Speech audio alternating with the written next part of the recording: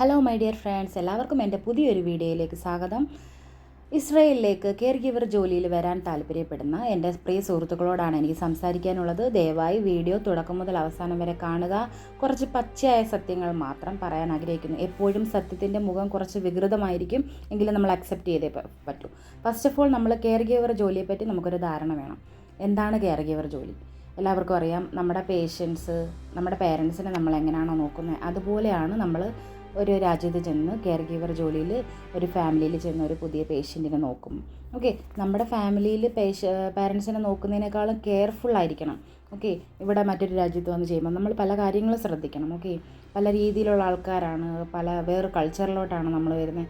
അപ്പോൾ നമ്മൾ ഒരുപാട് കാര്യങ്ങൾ ശ്രദ്ധിക്കാനുണ്ട്. ഏറെക്കുറെ നിങ്ങൾ ഈ റീൽസിൽ കാണുന്നതും കുറേ ചേച്ചിമാർ ഡാൻസ് കളിക്കുന്നു, പാട്ട് പാടുന്നു, അത് ചെയ്യുന്നു, ഇത് ചെയ്യുന്നു, ഇതൊന്നും അല്ല ഇവിടുത്തെ യാഥാർത്ഥ്യം. അത് അവർക്ക് കിട്ടുന്ന കുറച്ച് ഒഴിവ് സമയങ്ങൾ മാത്രമാണ്. ഓക്കെ, ഫസ്റ്റ് ഓഫ് ഓൾ, നമ്മൾ ഈ ജോലിയിലേക്ക് വരാൻ ആഗ്രഹിക്കുമ്പോൾ നമ്മൾ ഫാമിലിയായിട്ടൊരു ഡിസ്കഷൻ നടത്തുക.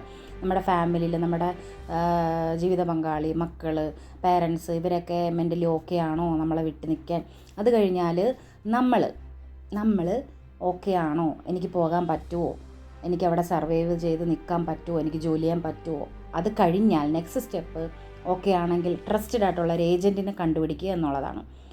ട്രസ്റ്റഡ് ആയിട്ട് പലരും പറ്റിക്കപ്പെടുന്നുണ്ട്, പല ആൾക്കാർക്കും പൈസ പോകുന്നുണ്ട്, പലരും പറ്റിക്കപ്പെടുന്നുണ്ട്. അതുകൊണ്ട് കുറച്ച് വന്നവരൊക്കെ കാണുമല്ലോ, നല്ല ഏജൻറ്റുമാരൊക്കെ നോക്കി നിങ്ങൾ ചെയ്യുക. പിന്നെ ഏറെ പ്രത്യേകിച്ച് വേണ്ടത്, നമുക്ക് നല്ല രീതിയിൽ പൈസ ചിലവുണ്ട്. നമ്മുടെ പേഴ്സണൽ കാര്യങ്ങൾക്ക് നമ്മൾ പൈസ ചിലവാക്കും. അപ്പം എന്തെങ്കിലും ഒരു സോഴ്സ് അതിനു വേണ്ടി കണ്ടെത്തുക. ഓക്കെ, പിന്നെ നമ്മൾ ഒരു 20-25 ദിവസത്തെ ക്ലാസ്സിന് ബോംബെയിലേക്കാണ് പോകുന്നത്. അവിടെ നമുക്ക് ഒരുപാട് സുഹൃത്തുക്കളെ കിട്ടും. അവിടെ നമ്മൾ ഇസ്രായേലിലെ ലോസ് പഠിപ്പിക്കും, കുറേ മെഡിക്കൽ കണ്ടീഷൻസ് എങ്ങനെ ഹാൻഡിൽ ചെയ്യണം, അതിനെക്കുറിച്ചെല്ലാം നമുക്കൊരു ധാരണ കിട്ടും. ഓക്കെ, എല്ലാം ഒന്ന് പഠിച്ചെടുക്കാനൊന്നും പറ്റത്തില്ല, എങ്കിലും നമ്മൾ പഠിക്കേണ്ടി വരും അവിടെ കാണാപ്പാഠം. പിന്നെ അവർ നമുക്ക് എക്സാം നടത്തും, എല്ലാം ചെയ്യും. പിന്നെ മെഡിക്കൽ കണ്ടീഷൻസ് ഇൻക്ലൂഡ് നമ്മൾ ഒരു പേഷ്യൻറ്റിന് ഒരു എമർജൻസി കേസ് ലൈക്ക് CPR കൊടുക്കേണ്ട അവസ്ഥ വന്നാൽ CPR ഡെമോൺസ്ട്രേഷൻ ചെയ്ത് അവർ കാണിച്ചു തരും. നമുക്ക് എല്ലാ കാര്യങ്ങളും എക്സ്പ്ലെയിൻ ചെയ്ത് പറഞ്ഞു തരും. പിന്നെ സിമ്പിളായിട്ട് നമുക്ക് എന്താ പറയുക, BP ചെക്ക് ചെയ്യാനുള്ളത്, അങ്ങനത്തെ കാര്യങ്ങളെല്ലാം നമ്മളവിടെ പഠിപ്പിക്കും. ഓക്കെ, അവിടുത്തെ നമ്മളെ പഠിപ്പിക്കാൻ എപ്പോഴും ഒരു ടീച്ചർ അവിടെ ഉണ്ടായിരിക്കും. അവരെല്ലാ കാര്യങ്ങളും വ്യക്തമായി നമ്മളെ പഠിപ്പിക്കും. അവിടെ എക്സാം നടത്തും. ആക്ച്വലി നമുക്ക് ഇംഗ്ലീഷിൽ വലിയ പരിജ്ഞാനം വേണം എന്നൊന്നും ഞാൻ പറയത്തില്ല. ഇംഗ്ലീഷ് ഹീബ്രു എല്ലാം അറിഞ്ഞിരുന്നാൽ ഇങ്ങോട്ട് വരാൻ പറ്റത്ത അങ്ങനൊന്നുമില്ല. ഓക്കെ, നമുക്ക് ഒരു ചെറിയ പരിജ്ഞാനം വേണം. ഓക്കെ, ഒരു ലാംഗ്വേജ് വേണം. അത് കഴിഞ്ഞാൽ നമ്മൾ നാട്ടിൽ വന്നു കഴിഞ്ഞാൽ നമുക്ക് വിസയുടെ പ്രോസസ്സിങ്ങിനും കാര്യങ്ങൾക്കൊക്കെ അവർ നമ്മുടെ എന്താ പറയുക, നമ്മുടെ പേപ്പേഴ്സ് എല്ലാം അവർ വെക്കും. നമ്മുടെ ഏജൻറ്റ് പേപ്പറെല്ലാം കൊടുക്കും. അപ്പോൾ നമ്മളിവിടെ നമുക്കൊരു ഫാമിലി കിട്ടും, നമുക്കൊരു എംപ്ലോയറെ കിട്ടി സെറ്റായി കഴിഞ്ഞാൽ നമുക്ക് ബോംബെയിൽ നിന്ന് കോൾ വരും. ഓക്കെ, ബോംബെയിലോട്ട് വരാനായിട്ട് ഇൻ്റർവ്യൂവിന് വേണ്ടി പ്രിപ്പയർ ചെയ്യാൻ കോൾ വരും. അപ്പോൾ നമ്മൾ അവിടെ ചെന്ന് കഴിഞ്ഞാൽ നെക്സ്റ്റ് സ്റ്റെപ്പ് എന്ന് പറഞ്ഞാൽ മെഡിക്കലും ഇൻ്റർവ്യൂ ആണ്. ഓക്കെ, മെഡിക്കൽ കഴിഞ്ഞാണ് നമുക്ക് ഇൻ്റർവ്യൂ. മെഡിക്കൽ നമ്മൾ ഫിറ്റ് ആണെങ്കിൽ നെക്സ്റ്റ് ഇൻ്റർവ്യൂ. അപ്പോൾ ഇൻ്റർവ്യൂ എന്ന് കേൾക്കുമ്പോൾ നിങ്ങളങ്ങ് പേടിക്കുകയൊന്നും വേണ്ട. Interview face to face interview അല്ല. ഫസ്റ്റ് ഓഫ് ഓൾ, നമ്മൾ ഒരു സ്ക്രീനിൽ, കമ്പ്യൂട്ടർ സ്ക്രീൻ വഴിയാണ് അവരോട് കമ്മ്യൂണിക്കേറ്റ് ചെയ്യുക. അവിടെ ഒരു ലാൻഡ് ലൈൻ കാണും, അല്ലെങ്കിൽ ഒരു ഫോൺ വഴിയാണ് സംസാരിക്കുക. ഓക്കെ, അവർ ക്വസ്റ്റ്യൻസ് ചോദിക്കും, മറുപടി പറയുക. നമ്മൾ നല്ല വെൽ ഡ്രസ്ഡ് ആയിട്ട് നമുക്ക് കോൺഫിഡൻസ് കൂട്ടണമെങ്കിൽ എപ്പോഴും നമ്മൾ നല്ല ഡ്രസ്സപ്പിൽ പോകണം. നല്ല കോൺഫിഡൻസ് കൂട്ടാനായിട്ട് ഏറ്റവും നല്ല മാർഗ്ഗം അതാണ്. പിന്നെ ഏറെ പ്രത്യേകിച്ച് ശ്രദ്ധിക്കേണ്ട ഒരു കാര്യം, അവിടെ ചെന്നിരുന്ന് കഴിഞ്ഞാൽ ഇൻ്റർവ്യൂ കഴിഞ്ഞ് വരുന്നവരോട് നിന്നോട് എന്ത് ചോദിച്ചേ അത് ചോദിക്കരുത്. ഓക്കെ, നമ്മളെ അത് മോശമായി ബാധിക്കും. കാരണം എന്ന് വെച്ചാൽ അവരോട് ചോദിച്ച ക്വസ്റ്റ്യൻ ചിലപ്പോൾ ഒരെണ്ണം നമുക്കറിയത്തില്ലായിരിക്കും. നമ്മൾ ആകെപ്പാടെ കൺഫ്യൂസ്ഡ് ആവും, നമ്മൾ പഠിച്ചത് മറന്നു. ഓക്കെ, നെക്സ്റ്റ് സ്റ്റെപ്പ് എന്ന് പറഞ്ഞാൽ നമ്മൾ ഇൻ്റർവ്യൂ ഓക്കെ ആണെങ്കിൽ വിസ അപ്രൂവ് ആവും. അത് കഴിഞ്ഞ് കഴിഞ്ഞാൽ വിസ അപ്രൂവ് ആയാൽ പാസ്പോർട്ട് റിലീസായി 2-3 ദിവസത്തിനുള്ളിൽ നമുക്ക് കയറി വരാൻ പറ്റും. നമ്മുടെ ഏജൻറ്റ് ടിക്കറ്റ് എടുക്കുന്നതനുസരിച്ച് നമുക്ക് കയറി വരാം. ടിക്കറ്റ് ഓക്കെ ആണെങ്കിൽ നമുക്ക് കയറി വരാം. പിന്നെ അടുത്ത പാർട്ടെന്ന് പറഞ്ഞാൽ എന്താണ്, വെരി സാഡ് പാർട്ടാണ് അതിനെന്ന് പറയാം. ഓക്കെ, നമ്മുടെ ഫാമിലീനെ എല്ലാം ഉപേക്ഷിച്ച് നമ്മൾ ഫ്ലൈറ്റ് കയറാണ്. ഫസ്റ്റ് ഓഫ് ഓൾ, വരുന്ന പലരും ആദ്യമായിട്ടൊക്കെ പുറത്ത് പോകുന്നവരായിരിക്കും ജോലിക്ക് വേണ്ടി. അവരെന്ന് പറഞ്ഞാൽ, ഞാനൊക്കെ വന്ന ടൈമിൽ കരച്ചിലായിരുന്നു. ആക്ച്വലി എയർപോർട്ടൊന്നും നിലവേ കണ്ടതുപോലുമില്ല. അപ്പോൾ നമ്മളിവിടെ വരുന്നത് ഒരു അപ്പാർട്ട്മെൻറ്റിലോട്ടായിരിക്കും. ഓക്കെ, ഹോസ്റ്റലിലായിരിക്കാം. ചിലരെ ഫാമിലി വന്ന് പിക്ക് ചെയ്തുകൊണ്ട് പോകും. ഓക്കെ, ഹോസ്റ്റലിലാണെങ്കിൽ നമുക്ക് എപ്പോഴും കരച്ചിലും പിഴിച്ചിലും ഒക്കെ ആയിരിക്കും. നമ്മൾ ഫ്ലൈറ്റിലൊക്കെ ഇരിക്കുമ്പോൾ എടുത്ത് ചാടിയാലും തോന്നും. അത് കഴിഞ്ഞാൽ പിറ്റേന്നാണെങ്കിൽ, നമ്മൾ ഹോസ്റ്റലിലാണെങ്കിൽ പിറ്റേന്ന് നമ്മളെ ഏജൻസി കൊണ്ടുപോകും. അവിടെ ഒരു കോൺട്രാക്റ്റ് പേപ്പറുണ്ട്, കുറേ പേപ്പറുണ്ട്. എൻ്റെ ജീവിതത്തിൽ ആദ്യമായിട്ടാണ് ഞാൻ അത്ര ഒപ്പിടുന്നത്.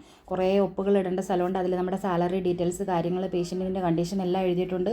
അപ്പോൾ നമ്മുടെ ഓഫീസിൽ അവർ നമ്മളോട് എല്ലാം എക്സ്പ്ലെയിൻ ചെയ്ത് പറഞ്ഞു തരും ഇന്നതൊക്കെയാണെന്ന്. എന്നിട്ട് നമ്മൾ ആ ഫാമിലിയോടൊപ്പം, നമ്മുടെ പുതിയ ഫാമിലി അവരോടൊപ്പം നമ്മൾ പോവും. അവിടെ ചെന്ന് നമ്മുടെ അബയാണോ ഇമയാണോ അവരെ നമ്മൾ പരിചയപ്പെടും. അപ്പച്ചനാണോ അമ്മച്ചിയാണോ അവരെ നമ്മൾ പരിചയപ്പെടും, അവരോട് സംസാരിക്കും. അപ്പോൾ അവരുടെ മക്കൾ നമുക്ക് പറഞ്ഞു തരാൻ കുറച്ച് കാര്യങ്ങളൊക്കെ പറഞ്ഞു തരാൻ അവിടെ കാണും. അവർ നമുക്ക് ഇന്ന മെഡിസിൻ കൊടുക്കണം, അത് ചെയ്യണം, ഇന്നതാണ് എന്നൊക്കെ നമുക്ക് പറഞ്ഞു തരും. ഓക്കെ, അപ്പോൾ നമ്മൾ ഒഫീഷ്യലി ജോലിയിൽ പ്രവേശിച്ചു. നമ്മൾ പലർക്കും പല രീതിയിലുള്ള ജോലികളാണ് കിട്ടുന്നത്. ഫസ്റ്റ് ഓഫ് ഓൾ ചിലർക്ക് നല്ല ഹാർഡ് പാർട്ടായിരിക്കും, ബാത്റൂമിൽ പോലും ഉള്ള അവസരം കിട്ടത്തില്ല. ചിലർക്ക് സമയത്ത് ഭക്ഷണം കഴിക്കാൻ പറ്റത്തില്ല. അത് നമ്മുടെ എന്ന് വെച്ചാൽ പേഷ്യൻസ്, ഡിമെൻഷ്യ, അൾസൈമേഴ്സ് ഒക്കെയാണ് കൂടുതൽ ഇവിടെ ഉള്ളത്. എന്ന് കരുതി എല്ലാവർക്കും അങ്ങനെ ആണെന്നല്ല. ചില കണ്ടീഷൻസ് പേഷ്യൻസിന് നമ്മളെപ്പോഴും അവരുടെ കൂടെ തന്നെ വേണം, അങ്ങോട്ടും ഇങ്ങോട്ടും മാറാൻ പറ്റത്തില്ല. പിന്നെ ക്ലീനിങ് ജോലിയുണ്ട്, എല്ലാവരുടെയും കാര്യമല്ല ഞാൻ പറയുന്നത്, ഇതും ഉണ്ട് എന്നാണ് പറയുന്നത്. ഓക്കെ, ക്ലീനിങ് ജോലി പിന്നെ ഉണ്ട്. ഫ്രൈഡേ സാറ്റർഡേ ഒക്കെ ശബാത്ത് ആചരിക്കുന്ന വീടുകളാണെങ്കിൽ നല്ല രീതിയിൽ ക്ലീനിങ്, കുക്കിങ് കാര്യങ്ങളെല്ലാം ഉണ്ട്. ഓക്കെ, പിന്നെ നമ്മൾ എവിടെയൊക്കെ ക്ലീൻ ചെയ്യാവോ അവിടെയൊക്കെ ക്ലീൻ ചെയ്യാം. ഇവർ ബുക്ക് വരെയും തുടച്ച് വെക്കും. നമ്മുടെ നാട്ടിലൊക്കെ നമ്മൾ ചിലപ്പം എല്ലാ ദിവസവും നമ്മൾ ക്ലീൻ ചെയ്യുമെങ്കിലും ഡീപ്പ് ക്ലീനിങ് ഒക്കെ നമ്മൾ എന്നാണ് മന്ത്ലിയോ വീക്കിലിയോ ഒക്കെ ആയിരിക്കും നമ്മൾ ഡീപ്പ് ക്ലീനിങ് ചെയ്യുന്നത്. ഇവിടെ എന്ന് പറഞ്ഞാൽ ചില വീടുകളിൽ റിലീജിയസ് ഫാമിലിയൊക്കെ ആണെങ്കിൽ നമ്മൾ ആഴ്ചയിൽ 1 നമ്മൾ ഡീപ്പ് ക്ലീനിങ് ആണ്. ഓക്കെ, അപ്പോൾ അതങ്ങനെയാണ്. അത് കഴിഞ്ഞ് കഴിഞ്ഞാൽ നമ്മൾ ഫാമിലിയെ വിളിക്കുക, എന്താണ് നമുക്ക് എപ്പോഴും മക്കളുടെ ചിന്തയും കാര്യങ്ങളും, നമ്മൾ ഭയങ്കര വിഷമഘട്ടത്തിലൂടെയൊക്കെ ആയിരിക്കും പിന്നെ അങ്ങോട്ട് പോവുക. ഒരു 2-3 മാസം നമ്മളൊന്ന് സെറ്റായി വരാൻ ടൈം എടുക്കും. ഓൾറെഡി നമുക്ക് ഈ ലാംഗ്വേജ് അറിയത്തില്ല. അവർ ചക്കയെന്ന് പറയുമ്പോൾ നമ്മൾ മാങ്ങയെന്നായിരിക്കും മനസ്സിലാക്കുന്നത്. അപ്പോൾ അവർക്ക് ദേഷ്യം വരും. ചിലർ നമ്മളോട് കോപ്പറേറ്റ് ചെയ്യും, ചിലർ ദേഷ്യപ്പെടും, ചിലരൊരു മിണ്ടാതെ ഇരിക്കും. നമുക്കതൊക്കെ കാണുമ്പോൾ വിഷമവും. ഓക്കെ, അതിനകത്തൊന്നും ഒരു കാര്യമില്ല. നമ്മളെപ്പോഴും നല്ല കോൺഫിഡൻ്റ് ആയിട്ടിരിക്കുക, അത് കാര്യമില്ല. നമ്മുടെ അമ്മയോ നമ്മുടെ അച്ഛനോ നമ്മളെ വഴക്ക് പറഞ്ഞാൽ നമ്മൾ കേൾക്കത്തില്ലേ, അത് മാത്രം മൈൻഡിൽ കൊണ്ടുവരിക. അവരോട് നമ്മൾ ദേഷ്യപ്പെടുവോ, അവരോട് തിരിച്ച് അല്ലെ നമ്മളവിടെ നിന്ന് വീട്ടിൽ നിന്ന് ഇറങ്ങിപ്പോവോ? ഇല്ലല്ലോ, നമ്മളത് കേൾക്കുക, അത്രേ ഉള്ളൂ. അത് നമ്മുടെ ജോലിയുടെ ഒരു പാർട്ടാണ്. നമ്മുടെ അപ്പച്ചനും അമ്മച്ചിയായിട്ട് കാണുക.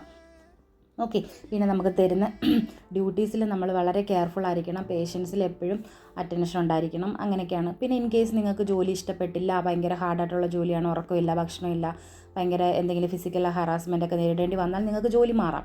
നിങ്ങൾ വിഷമിക്കരുത്. നമുക്ക് സുഹൃത്തുക്കൾ ഇവിടെ കിട്ടും. പക്ഷേ നമ്മൾ ഒറ്റപ്പെടുന്ന സമയത്തും നമുക്ക് എന്തെങ്കിലും എമർജൻസി കേസ് കിട്ടുള്ള അവർക്ക് കൂടി വരാൻ പറ്റത്തില്ല. അവർ നമ്മളെപ്പോലെ ജോലി ചെയ്യുന്നതാണ്, അവർക്ക് കൂടി വരാൻ പറ്റത്തില്ല. അപ്പോൾ നമ്മളെപ്പോഴും ഒറ്റയ്ക്കാണ്. അതുകൊണ്ടാണ് ഞാൻ എപ്പോഴും പറയുന്നത് കോൺഫിഡൻറ്റും സ്റ്റേ സ്ട്രോങ്. എപ്പോഴും നമ്മൾ സ്ട്രോങ് ആയിരിക്കണം. ഓക്കെ, അപ്പോഴത്തേന് നമുക്ക് ജോലി ഇഷ്ടമല്ല എന്നുണ്ടെങ്കിൽ ആ ജോലി വിടുക, ഏജൻസി ചെല്ലുക, റീസൺസ് എന്താണെന്ന് വെച്ചാൽ പറയാം. എപ്പോഴും നമ്മൾ അലേർട്ടായിരിക്കണം. ഓക്കെ, നമുക്കെതിരെ നമ്മളെ അവരെ ബ്ലെയിം ചെയ്യാൻ ഒരു അവസരം ഉണ്ടാക്കരുത്. ഓക്കെ, അതൊക്കെ വേണ്ട. പിന്നെ വെൽ ഡ്രസ്ഡ് ആയിട്ട് നടക്കുക എന്നാണ് മെയിൻ പാർട്ട്. അപ്പോഴാണ് ഇവിടെ ഒരു കാര്യം വരുന്നത്. ഇവിടെ വന്നു കഴിയുമ്പോൾ നമ്മുടെ ഡ്രസ്സിങ് രീതി, കാര്യങ്ങൾ, ഓൾറെഡി ഇവിടുത്തെ ഭക്ഷണ രീതി, നമ്മളൊക്കെ എല്ലാം കാലാവസ്ഥ എല്ലാം മാറുമ്പോൾ നമ്മൾ കുറച്ച് നമ്മുടെ ബോഡി ലാംഗ്വേജൊക്കെ ഒന്ന് മാറും. ഓക്കെ, നമ്മൾ നല്ല വെൽ ഡ്രസ്ഡ് അപ്പായിട്ട് നിൽക്കണം. അപ്പോൾ നമ്മുടെ നാട്ടിലുള്ള കുറേ പേര് ഇങ്ങനെ പറയും, അവളവിടെ പോയി അങ്ങനെയാണ്, അവളിവിടെ പോയി ഇങ്ങനെയാണ്. അതൊന്നും കാര്യമാക്കണ്ട.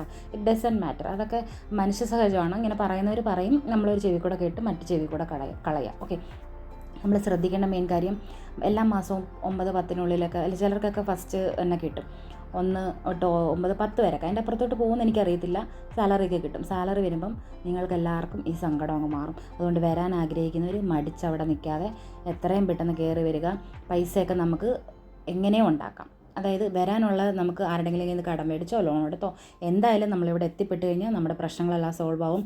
ബുദ്ധിമുട്ടി ജീവിക്കുന്ന ഒരുപാട് പേരുണ്ട്. എല്ലാവർക്കും ഇത് സഹായപ്പെടുമെന്ന് ഞാൻ വിശ്വസിക്കുന്നു. അപ്പം എന്നാൽ പിന്നെ പോട്ടെ, മതി എന്ന് വിചാരിക്കുന്നു. എല്ലാം കൂടെ പറഞ്ഞ് നിങ്ങളെ പേടിപ്പിക്കുന്നില്ല. ഈ എംബസി ഇൻ്റർവ്യൂ പാർട്ട് 1 അല്ലെങ്കിൽ അത് പാർട്ട് 2, ഇത് പാർട്ട് 2 അതൊന്നും പറയാൻ ഞാൻ ആഗ്രഹിക്കുന്നില്ല. ഒരു ഏകദേശ ധാരണ കിട്ടിക്കാണുമെന്ന് വിശ്വസിക്കുന്നു. കൂടുതൽ ഇതിനെപ്പറ്റി അന്വേഷിക്കാനോ കൂടുതൽ സെർച്ച് ചെയ്യാനോ കൂടുതൽ മറ്റുള്ളവരോട് ചോദിക്കാനോ ഒന്നും പോകണ്ട. എത്രയും പെട്ടെന്ന് കയറി വരാൻ നോക്കുക. ഞാൻ പോകുന്നു. ബൈ.